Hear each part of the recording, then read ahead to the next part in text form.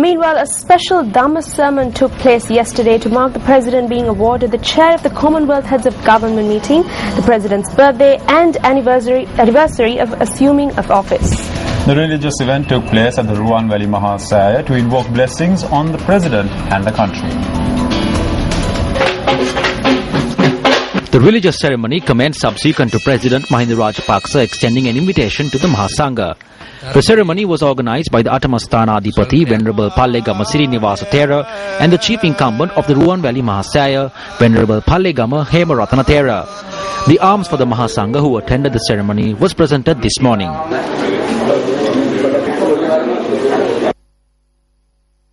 Meanwhile, an afternoon meal for over 1,200 monks was presented at the Sannipata Hall at the premises of the Jayashree Mahabodhi today to invoke blessings on the President and the country. A group including the Agamaha Pandita, Venerable Kotugoda Dhammavasa Thera, were present.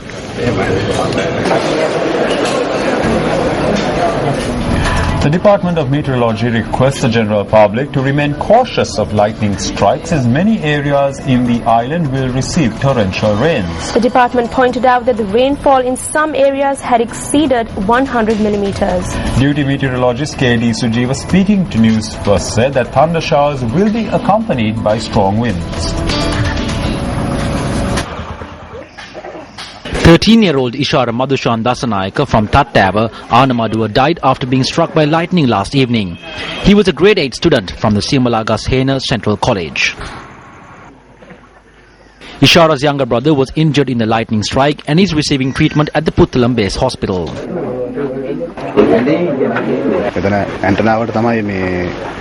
The antenna was drawn to this point. The mother and father and the two children were inside the house at that time. The lightning had struck the eldest child. The office of the police media spokesperson said that the body of the deceased was handed over to the relatives subsequent to the post-mortem examination. The following is the weather situation in other areas in the country.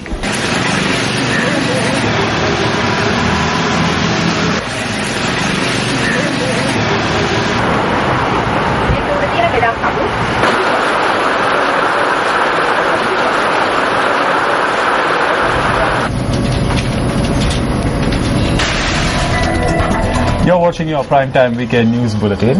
Up next is Action TV.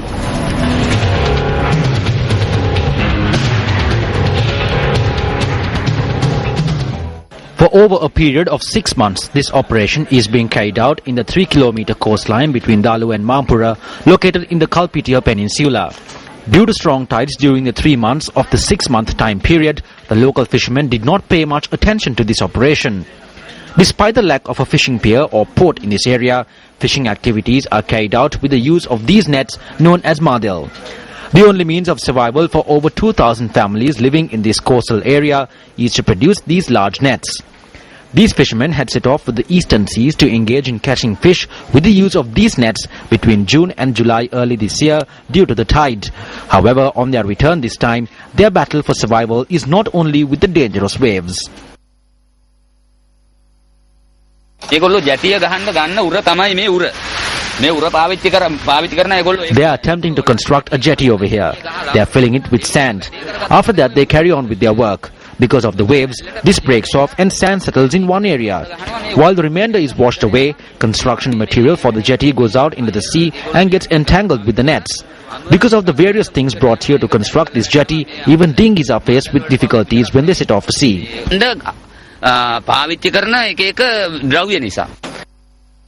Sandbags have also been set up at the beach for construction purposes.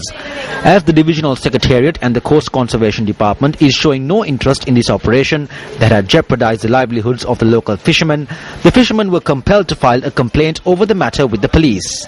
The fishermen also lament that the person put in charge at the site by the private establishment that is undertaking this operation is not providing proper answers to the questions that they raise. When Action TV inquired from this individual whether the private establishment had a permit to engage in this operation, he simply avoided answering the question.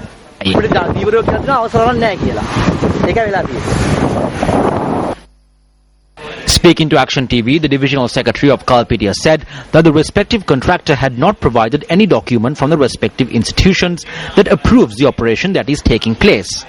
For what reason is this operation taking place and under what authority? Are the regulations for coastal conservation not in effect? Director General of the Coast Conservation Department, this is over to you. The Mrs. World Pageant 2013 took place in China and concluded yesterday. Sri Lanka's Radhika Gunawardena was incidentally awarded the gold medal for the best national costume. Radhika Gunawardena was awarded the gold for the best national costume in a tight contest between the beauties from over 40 countries, including the USA, England, China and Russia. Radhika's costume was designed by Venuka Wickramarachchi. The pageant opened on the 14th of November and was held for 10 days. I'm pleased to have represented the Mrs. World 2013 beauty pageant. I am proud to have won the gold award for best national costume, competing with 40 other countries. The panel of judges from Singapore, China, India, England and Vietnam handed me the awards. The glory is for Sri Lanka for the next 2 years.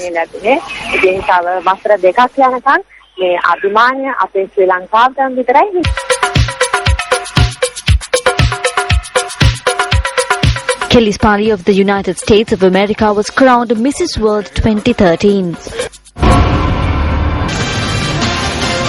The Minister of Agriculture has decided to produce the required demand of big onions for a period of 9 months from the annual demand by 2015. The Deputy Agricultural Director for Matare, Prasanna Pallemulla, said that the ministry expects to increase the number of farmland used for the cultivation of big onions in order to achieve this goal. Thereby, it is expected to cultivate big onions in an area of over 2,000 hectares.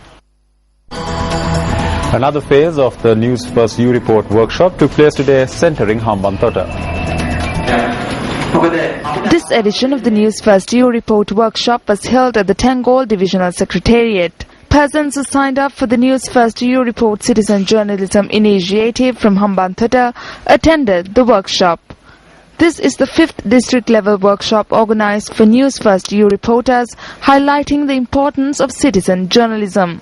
Over 100 persons from the Hambantota district signed up at today's workshop. The News First team provided the participants with an in-depth and detailed understanding on citizen journalism. The News First team also educated the participants on news reporting and its values. At an event in Suryaweba today, UNP MP Sajid Premadasa expressed the following views.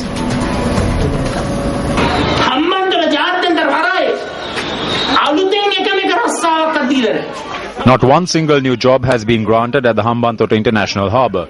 When I raised this in Parliament, what did they say? Officers attached to the Colombo Harbour have been assigned to the Hambantota Harbour. The Hambantota Harbour was constructed from international loans at high interest rates. Was all this done to merely assign officers from Colombo to Hambantota? Do you remember how many forms were distributed amongst you during the last provincial council elections and the Pradeshia Sabha elections? You are expecting jobs. Not a single relief has been granted to the people via these large-scale projects.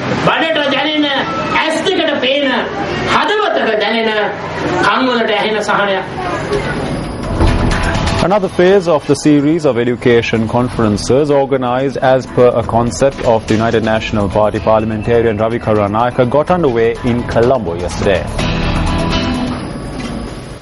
The aim of this series of conferences is to improve innate abilities of 10,000 students spread across the island.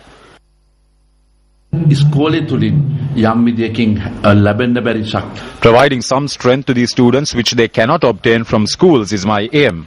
I want to create a platform for youth with innate abilities to reach the world. My mentor in politics, Lalith Atulat Mudali, created the Mahapola Scholarship Scheme because he knew the value of education. In order to improve this further, I aim at helping students at primary education level.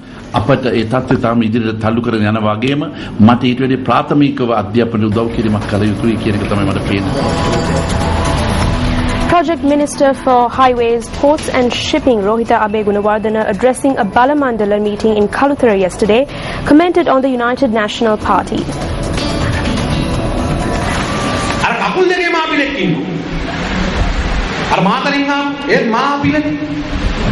There is a cat snake with 2 legs which hails from Matara. That is how it came. If this two-legged cat snake was caught alone in the opposition leader's office, Ranil Wickremesinghe would have definitely eaten it. There is no doubt about it. Members of the UNP speaking to us say, Minister, the party is over. The UNPers say that the party is completely destroyed. A person who attempted to undertake work to destroy the country has now transformed into a person who will destroy that party.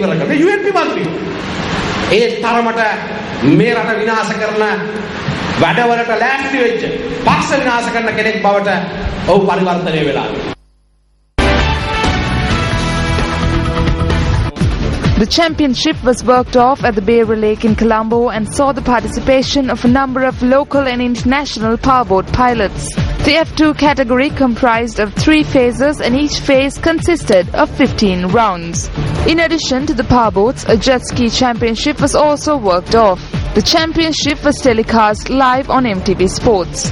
Ruhan Gunathilaka won the time trial event in the Formula category, while Rohana Kumara and Saman Kumara were placed 2nd and 3rd respectively. The F2 was the highlight of the day and Britain's Barry Hall won all 3 rounds in the F2. British powerboat pilots were placed 2nd and 3rd in the event. Up next is The Bitter Truth.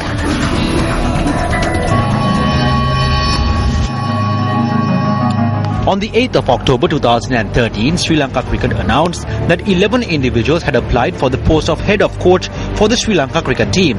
Later, Sri Lanka Cricket announced that from among those who applied, 3 local coaches and 1 international coach were shortlisted after the preliminary interview. However, only 1 international coach who had applied was present for the preliminary interview on the 6th. Sri Lanka Cricket announced that from amongst the candidates for the post of head coach, current Sri Lankan batting coach Marwan Atapattu and South African Mark Davis were shortlisted as the final 2. However, Mark Davis is yet to be made head coach of the national team. Former members of the Sri Lanka Cricket Selection Committee, Ranjit Madhurasinghe, said that as Sri Lanka requires the management of an international coach, it is important to obtain the services of Davis, though he is not popular. He pointed out that only an international coach is capable of bringing about change, moving away from the traditional methods. Madhurasinghe emphasized that if focus is paid more on a domestic coach, it is important that he be given an international education.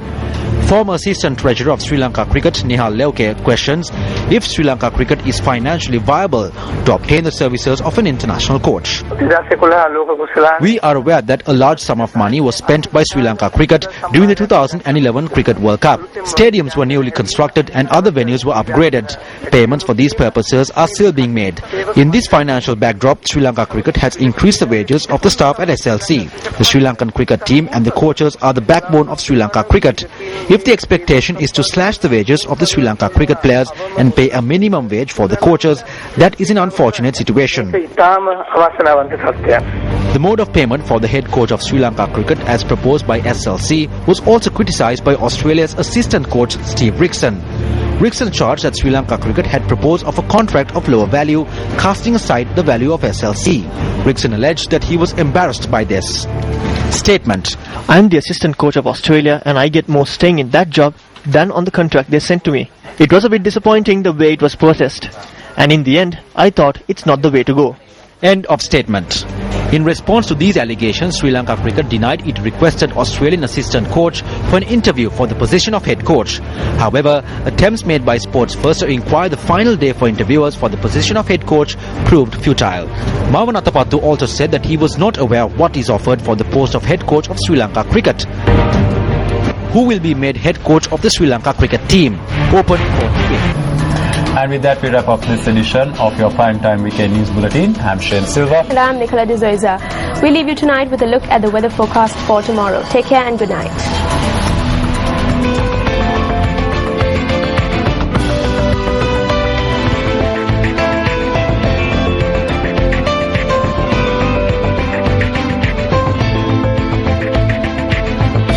News First at 9. Hotline 0114